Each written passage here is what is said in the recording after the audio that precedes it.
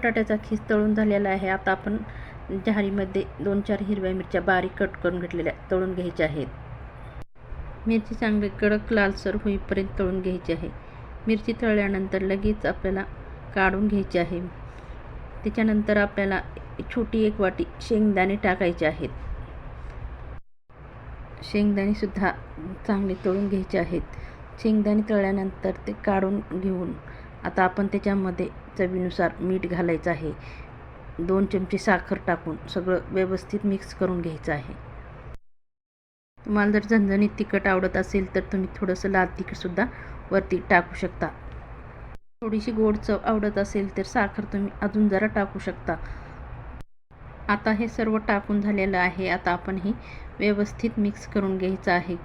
चांगलं हाताने मिक्स करायचं आहे, कारण कुठं मीठ एकाच घासाला लागेल म्हणून व्यवस्थित मिक्स